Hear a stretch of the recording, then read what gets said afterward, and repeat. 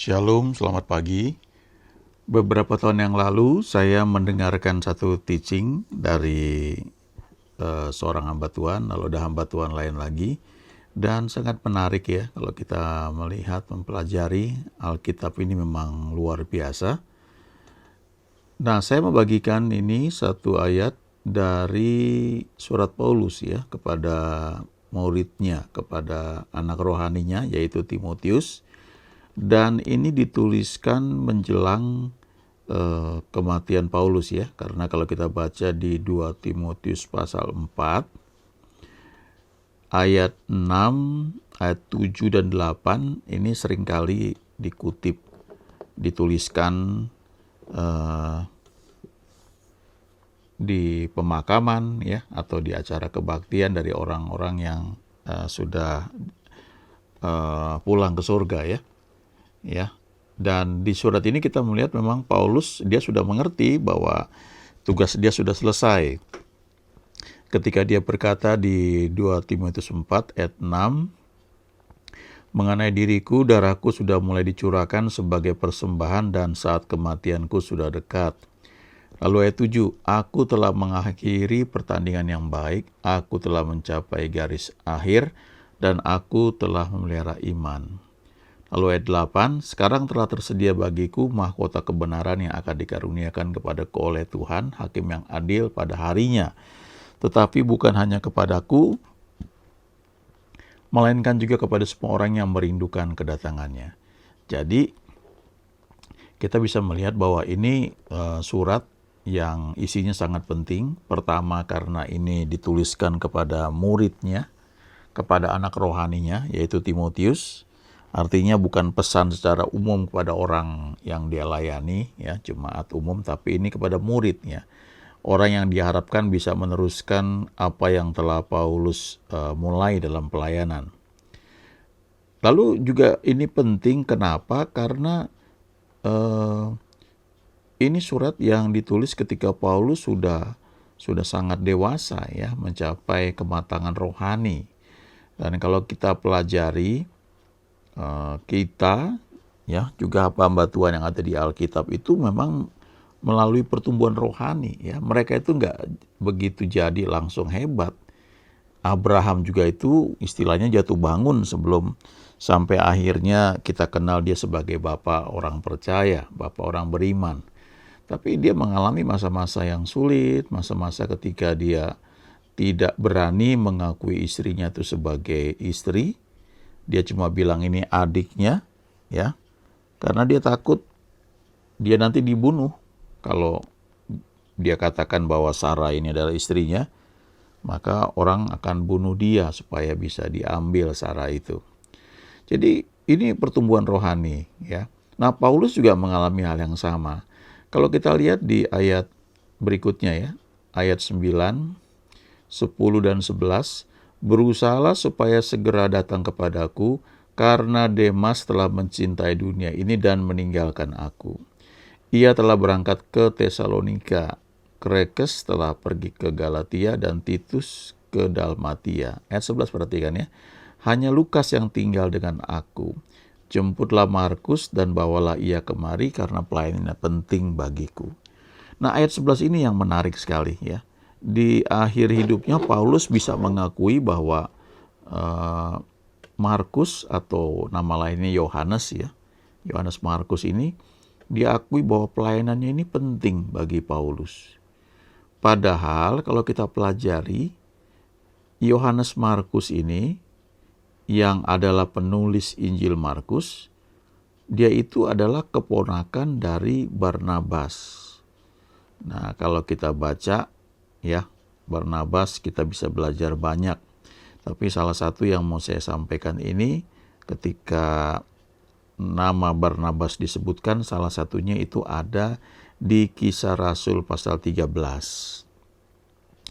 Kalau kita perhatikan di Kisah Rasul pasal 13, dikatakan di Antioquia ada beberapa nabi dan pengajar, yaitu Barnabas dan Simeon, ya, yang disebut Niger, dan Lukius orang Kirene.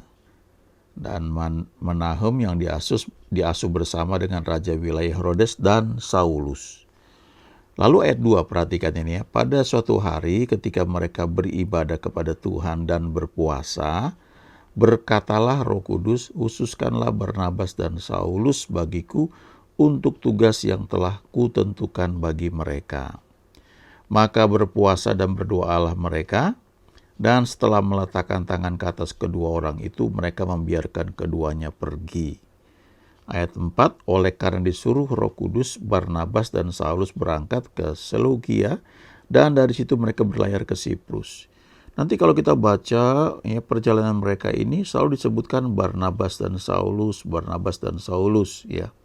Tetapi di ayat 9 dari Kisah 13 ini dikatakan, tetapi Saulus juga disebut Paulus yang penuh dengan Roh Kudus menatap dia dan berkata, hai anak iblis, engkau penuh dengan rupa-rupa tipu muslihat dan kejahatan, engkau musuh segala kebenaran, tidakkah engkau akan berhenti membelokkan jalan Tuhan yang lurus itu?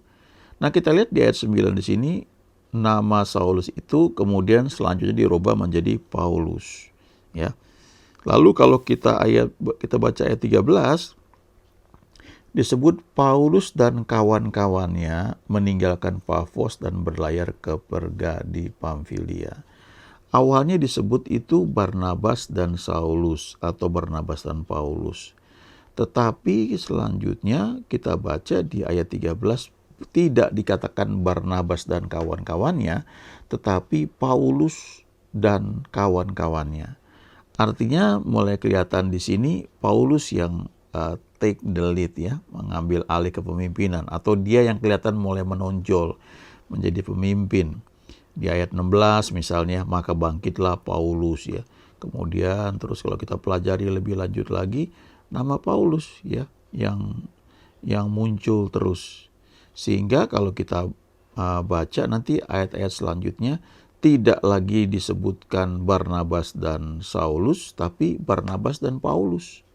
Misalnya ayat 42, ketika Paulus dan Barnabas keluar ya, jadi Paulus disebut ya. Ayat 43 juga begitu, Paulus dan Barnabas ya. Ayat 46, dengan berani Paulus dan Barnabas ya disebutkan. Jadi kita ngelihat di sini bahwa Paulus yang memegang kepemimpinan. Ayat 51 ya, Paulus dan Barnabas ya.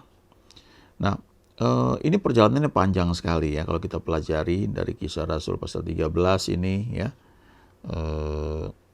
Pasal 14 juga hal yang sama, kita bisa belajar banyak di sini.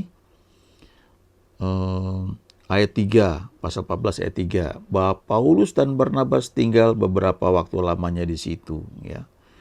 Dan kemudian kita baca lagi ayat 9, ayat 10, bagaimana Paulus Tuhan pakai membuat mujizat ya, membuat orang yang lumpuh sejak dilahirkan, belum pernah dapat berjalan, bisa bangkit berdiri ya, bisa sembuh. Lalu kita lihat ini luar biasa sekali. Ayat 21 juga ya. Tadi ada beberapa ayat juga menunjukkan Paulus dan Barnabas. Ayat 21 lihat ya. Paulus dan Barnabas memberitakan Injil di kota itu dan memperoleh banyak murid ya. Jadi kita lihat lagi di sini ya, bagaimana Paulus dan Barnabas lalu mereka tinggal melayani bersama-sama dengan orang-orang yang mereka bawa untuk mengenal Tuhan ya. Pasal 15 ya, juga disebut di ayat 2 Paulus dan Barnabas ya. Kemudian ayat 7 ya, ayat 8 dan seterusnya, ini perlu dibaca, direnungkan ya. Ayat 12 misalnya, mereka mendengarkan Paulus dan Barnabas. Lalu ayat 13, Paulus dan Barnabas juga disebut seperti itu ya. Lalu kemudian mengenai pemulihan Pondok Daud ya, ini firman Tuhan yang disampaikan Paulus dan Barnabas. Kemudian kita lihat semuanya ini menunjukkan Paulus yang menjadi pemimpin, dan ini ada satu hal yang umum terjadi ketika seorang itu menjadi pemimpin, ada tantangan tersendiri, karena tanpa sadar bisa saja menjadi orang yang terlalu percaya diri dan mungkin bisa merasa dia orang yang paling benar ya. Lihat misalnya di ayat 35 ya. Paulus dan Barnabas tinggal beberapa lama di Antiokhia. Lalu ayat 36 ya. Beberapa waktu kemudian berkatalah Paulus kepada Barnabas. Nah, sekarang Paulus yang mengambil alih dan dia bilang kepada Barnabas, "Baiklah kita kembali kepada saudara-saudara kita di setiap kota di mana kita telah memberitakan firman Tuhan untuk melihat bagaimana keadaan mereka." Ayat 37, Barnabas ingin membawa juga Yohanes yang disebut Markus. Nah, ini dia, Yohanes Markus. Tetapi Paulus dengan tegas berkata bahwa tidak baik membawa serta orang yang telah meninggalkan mereka di Pamfilia dan tidak mau turut bekerja bersama-sama dengan mereka. Ayat 39, hal itu menimbulkan perselisihan yang tajam sehingga mereka berpisah dan Barnabas membawa Markus juga sertanya berlayar ke Siprus. Ayat 40, tetapi Paulus memilih Silas dan sudah diserahkan oleh saudara-saudara itu kepada kasih karunia Tuhan. Berangkatlah ia mengelilingi Syria dan Kilikia sambil meneguhkan jemaat-jemaat di situ. Jadi kita lihat di sini ya, Paulus yang akhirnya sudah menjadi pemimpin, dia bisa beda pendapat dengan Barnabas yang awalnya adalah mungkin mentornya ya ketika awal pelayanan. Dan ini konfliknya keras sekali sampai akhirnya mereka pisah. Nah, kenapa Paulus dengan tegas menolak Yohanes Markus ya? Karena Yohanes Markus ini dianggap kurang militan, masih anak mami gitu ya. Kira-kira seperti itu. Karena di tengah-tengah perjalanan mereka lagi pelayanan, terus Yohanes Markus ini milih untuk pulang ya, tidak mengikuti mereka sampai selesai pelayanan. Nah, kita bisa lihat kapan Yohanes Markus itu meninggalkan Barnabas dan Saulus ya, atau Barnabas dan Paulus. Kita bisa lihat di Kisah 13 ayat 13. Dikatakan di situ, lalu Paulus dan kawan-kawannya meninggalkan Pafos dan berlayar ke Perga di Pamfilia. Tetapi Yohanes meninggalkan mereka lalu kembali ke Yerusalem. Jadi di awal perjalanan sudah mungkin gak tahan ini Yohanes Markus ya, keponakannya Barnabas. Jadi memilih untuk pulang ya. Sehingga Paulus menganggap ini kurang militan. Itu. Tapi kalau kita pelajari sebenarnya Paulus ini memang dia bertobat itu karena Tuhan menampakkan diri kepada dia. Jadi kalau kita baca surat Galatia, Paulus itu keras sekali. Dia bilang, aku nih bertobat bukan karena kalian, aku nih Tuhan yang menampakkan diri kepada aku ya. Kadang-kadang ini banyak terjadi ya ketika kita merasa kenal Tuhan atau kita merasa Tuhan bukakan sesuatu buat kita tanpa pertolongan orang lain, maka kita menganggap kita tuh begitu spesial ya. Sehingga kita nggak anggap yang lain. Nah, Paulus mengatakan itu di surat Galatia ya. Dia bilang itu yang disebut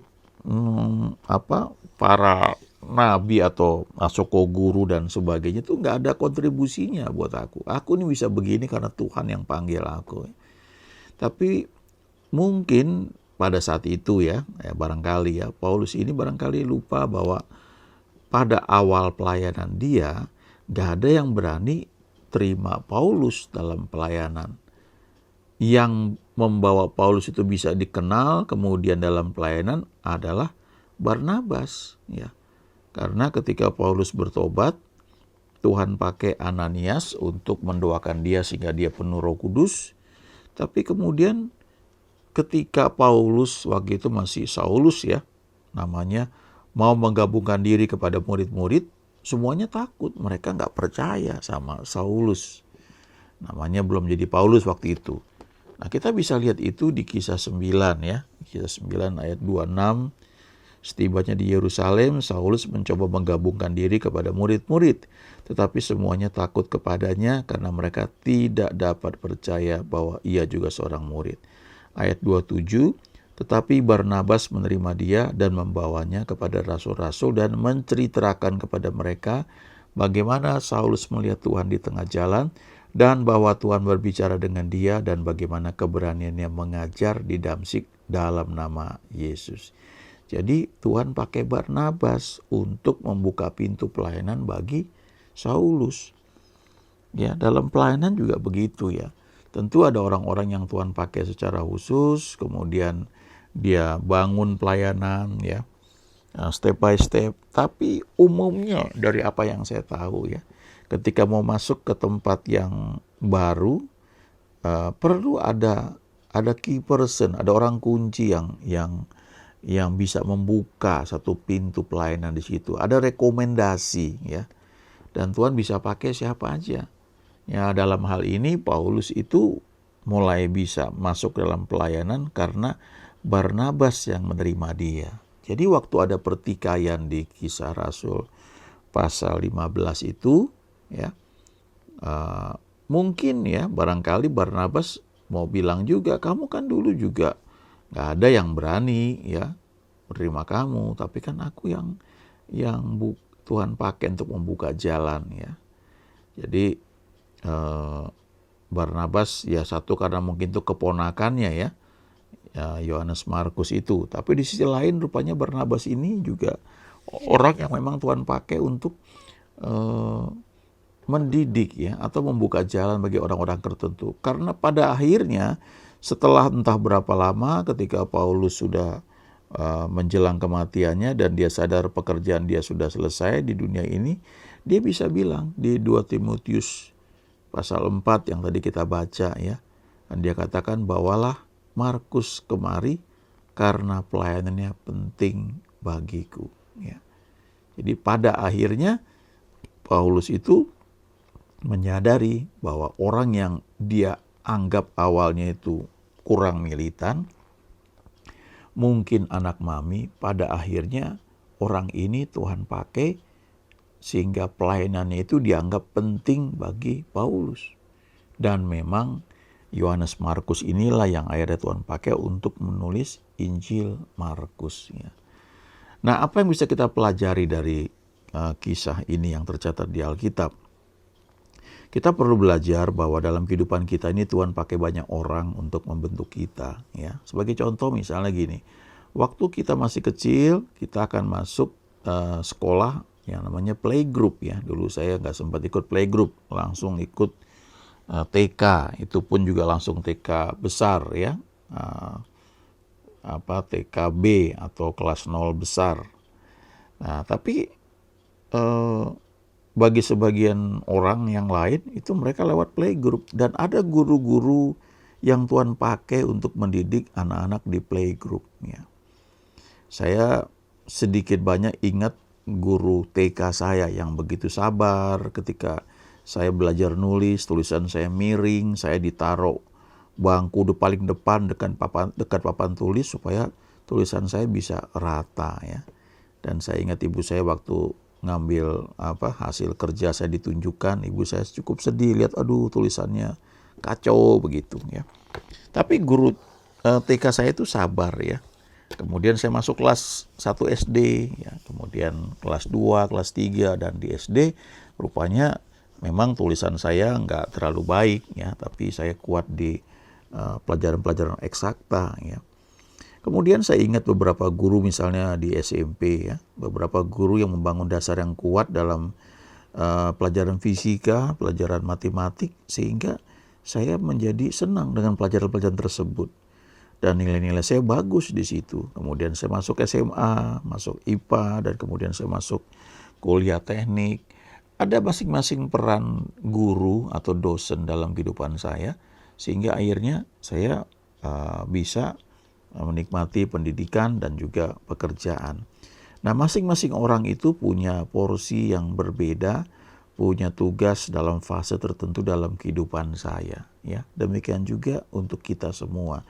Juga kehidupan rohani. Itu sebabnya jangan terlalu cepat menganggap rendah orang lain kalau nampaknya kita sudah lebih hebat dari mereka. Jangan lupa Tuhan pakai banyak orang untuk membentuk kita sehingga kita ada dalam posisi sekarang ya. Mengucap syukur untuk orang-orang yang Tuhan pakai seperti Barnabas, memberikan kepada kita kesempatan untuk melayani dan juga mengenal Tuhan. Masing-masing ada perannya dan masing-masing ada upah yang Tuhan berikan. demikian juga kita bagi orang lain. Di balik itu semua, Tuhan yang bekerja dalam kehidupan kita. Amin.